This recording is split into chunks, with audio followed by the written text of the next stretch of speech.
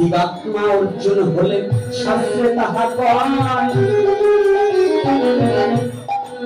স্বরূপ তত্ত্ব জানলে পরে নাই তো তাহার ভয়।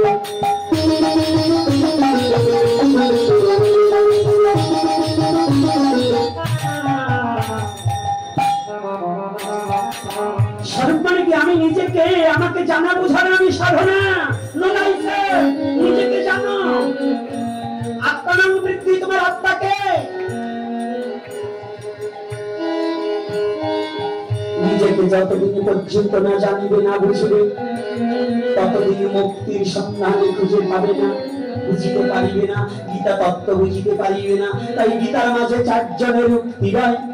অর্জুন যখন নিজের সন্ধান জানিবারে পায়, ভক্তি যোগের পরে অর্জুন কিন্তু বিশ্বরূপ দেখিবারে পায়।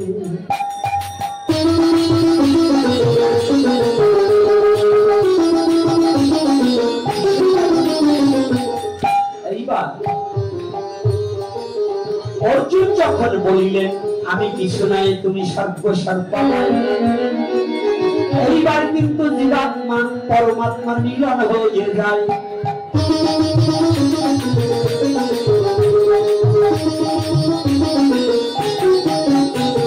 এই গীতার মাঝে সর্বতত্ত্ব লুকায়িত আছে। জ্ঞানবান লোকে কিন্তু গীতা তত্ত্ব খোঁজে।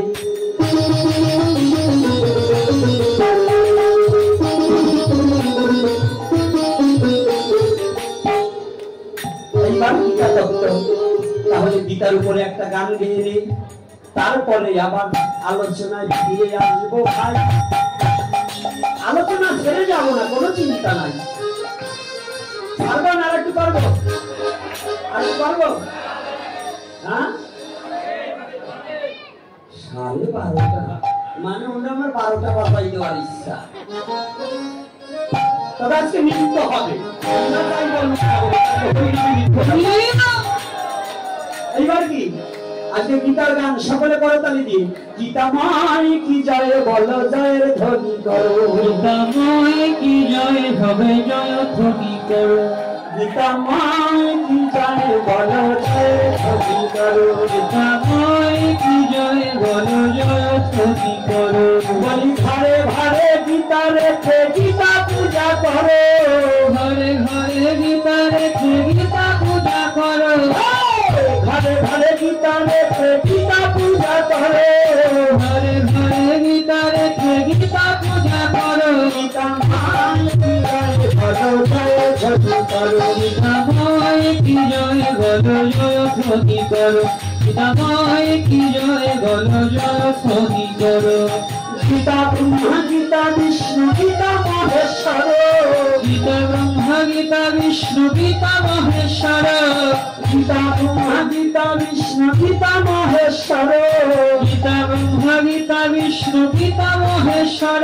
গীতাময় কি জয় বলো জয় ধ্বনি করো, গীতাময় কি জয় বলো জয় ধ্বনি করো, গীতাময় কি জয় বলো জয় ধ্বনি করো।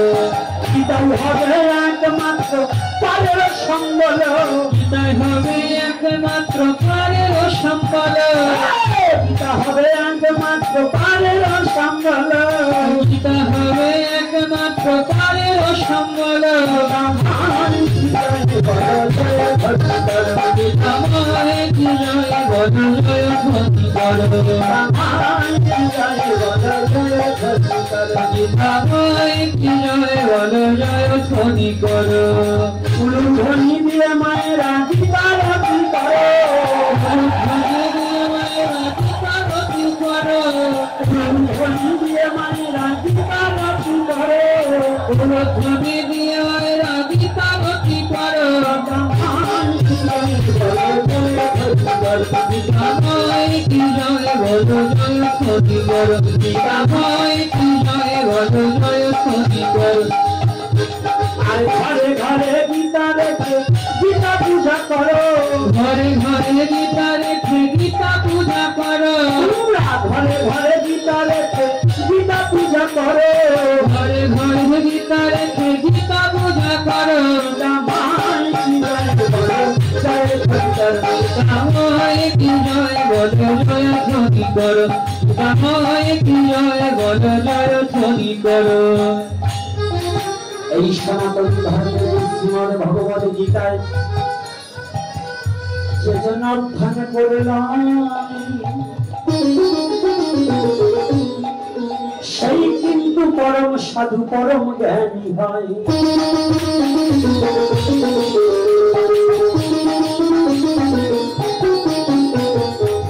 গীতা তত্ত্বের মাঝে আছে ভক্তি জ্ঞান মিশ্রিত।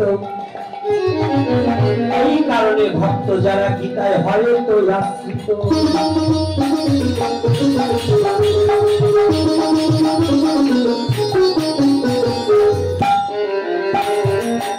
গীতায় অন্ধকার নাশ হয়ে যাবে, জ্ঞানী হবে, নিজেকে চিনতে পারবে। আর তারপরে কি গীতা তত্ত্ব যদি তোমার হৃদয়ের মাঝে জাগাইতে পারো, এই হৃদয়ের মাঝে কৃষ্ণকে দেখিবারে পারো। রাধে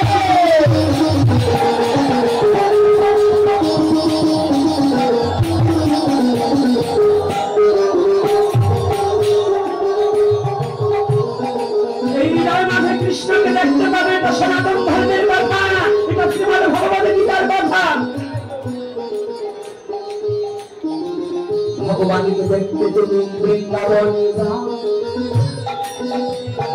হৃদয় মাঝে থাকতে কৃষ্ণ তারে না দেখতে পাও।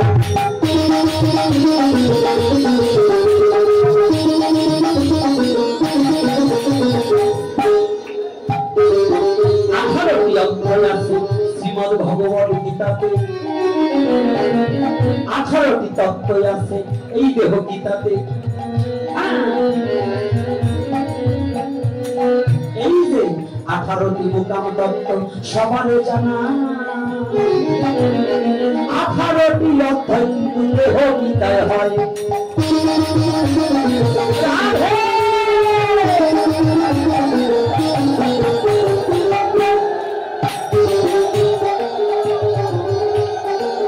গীতা পাঠ করবো না করবো না?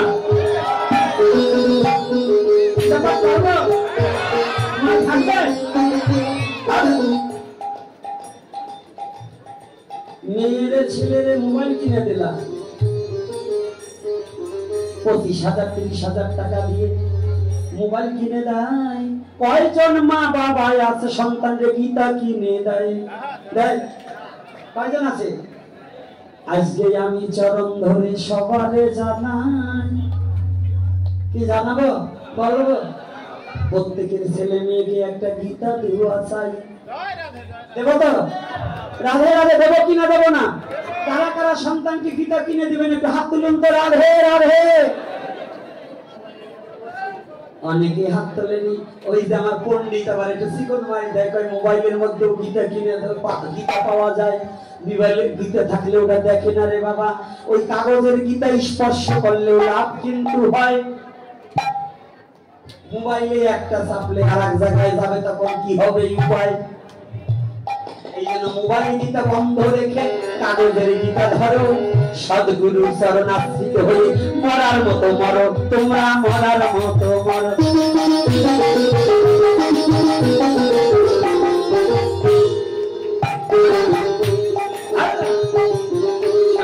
কায়দা আছে বাবা, কায়দা আছে না? গীতার মতো রস নাই আছে কিনা? তাহলে গীতা তত্ত্ব পড়লে নিজেকে জানা যায়, নিজেকে বোঝা যায়, নিজেকে চেনা যায়, নিজেকে দেখা যায়। এই দর্পণখানার নামই হচ্ছে গীতা। আর এই গীতাকে জানা বোঝার নামে যে ভক্তির প্রয়োজন হয়, সেই ভক্তি কিন্তু এই ভাগবতেই হয়।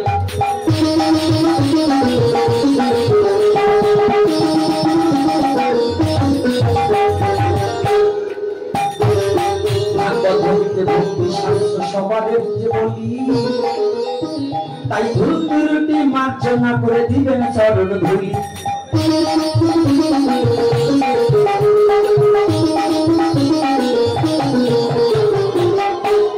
চৈতন্য চৈতামৃত সাধক তত্ত্ব হয়, ওই তত্ত্ব জানলে পরে নাই তোমার ভয়।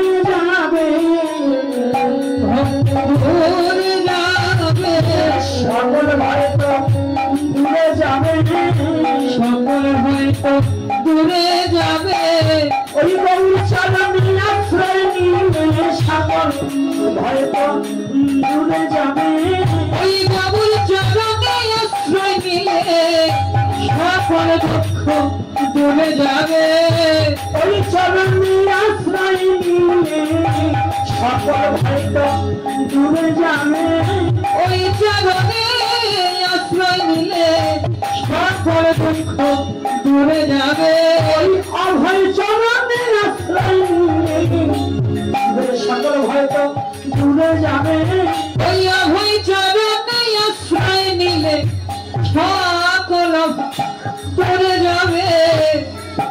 আমি বলছি ভয় দূরে যাবে, আমার পাগল বলছে সকল অভাব দূরে যাবে। একেবারে বাস্তব কথা। যদি গৌর চরণে, গুরু গোবিন্দের চরণে যদি কেউ শরণ নিতে পারে, তার সকল জীবনের অভাব পরিপূর্ণ হয়ে যাবে, তার কোনো অভাব থাকবে না।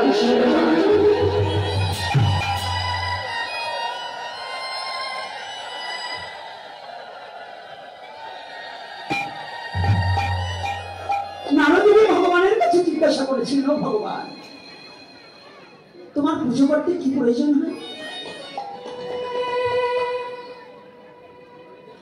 জগতে তোমার পুজো করতে কি প্রয়োজন হয়?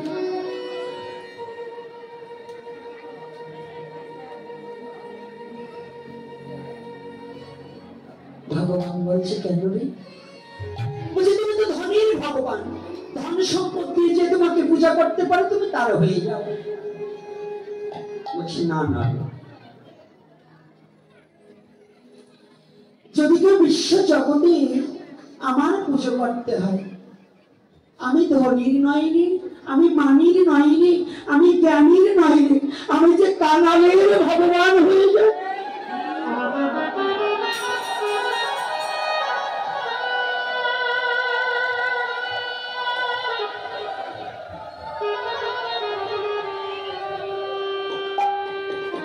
না না ভগবান, তুমি কৃপা করে বলে দাও তোমার পুজোতে কি লাগে।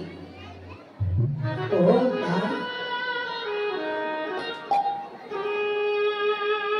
নারদ, যদি কারো ষোড়শ পূজারে পুজো না করতে পারে, ওই যে বৃক্ষ দেখেছ না, তুলসী বৃক্ষ, অন্য কোনো বৃক্ষ নয়, ওই তুলসী বৃক্ষের দুটো পাতা চয়ন করে এনে যদি কোনো ভক্তজন, যদি কোনো রসিক জন, যদি কোনো ভাবুক জন, যদি কোনো রসিকাগণ ওই দুটো তুলসী পাতা চয়ন করে এনে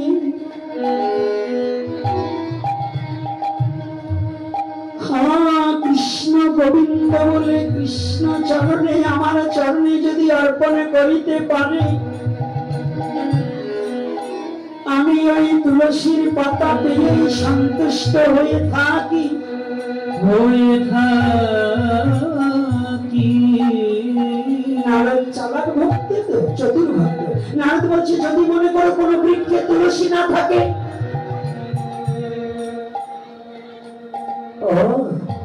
যদি কোনো বৃক্ষে তুলসী না থাকে, তাই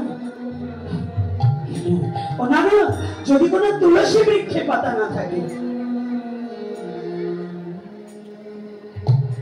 একটিবার তাকিয়ে দেখো, গঙ্গা যমুনা দেখেছি, বলছি যদি কোনো ভক্ত ওই গঙ্গা কিংবা যমুনা থেকে এক কুণ্ড জলে নেই, কৃষ্ণ আমি তোমার হলেন বলে যদি কেউ নিক্ষেপ করে, চিরতরে আমি কৃষ্ণ তার হয়ে যাই। হরিবা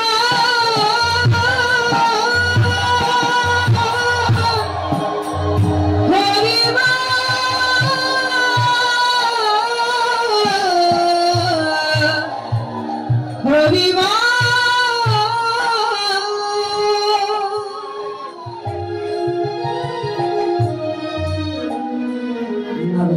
ঠাকুর, ও ভগবান, ও ভগবান, যদি সমস্ত গঙ্গা যমুনার জলে শুকিয়ে যায়, ভগবান বললেন আমি যা জানি। নারদ বললেন, নারদকে বলছে, নারদ আমি যা জানি তুমি তা জানো। পৃথিবীর সমস্ত তুলসীর পাতা ঝরে যেতে পারে, পৃথিবীর সমস্ত গঙ্গা যমুনা শুকিয়ে যেতে পারে, কিন্তু আমার ভক্তে গঙ্গা যমুনা দুটি নয়ন দিয়ে দিয়েছে। ওরে শুদ্ধ কৃষ্ণ ভক্তের এই নয়নের জল কোনোদিনই শুকায় না। যদি কৃষ্ণ বলে দুটা চোখের জল কেউ নিক্ষেপ করে, আমি চিরতরে তার হয়ে যাই।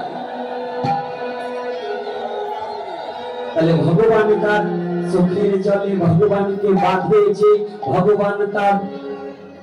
তাই আসুন,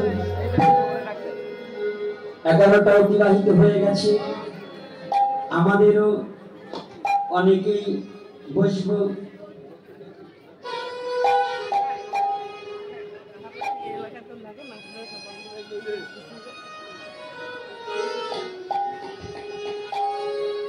আস্তে আস্তে ধীরে ধীরে আপনাদের কাছে বলি, এখন কিন্তু ফিরে নেব এই কৃষ্ণ কথার গলি। এখন কিন্তু কৃষ্ণ কথা বিশ্রাম দিতে চান। এর চেয়েও হয়তো যদি আবার কোনদিন দেখা মেলে, সেদিন বেশি বেশি কৃষ্ণ কথা বলিবার চাই।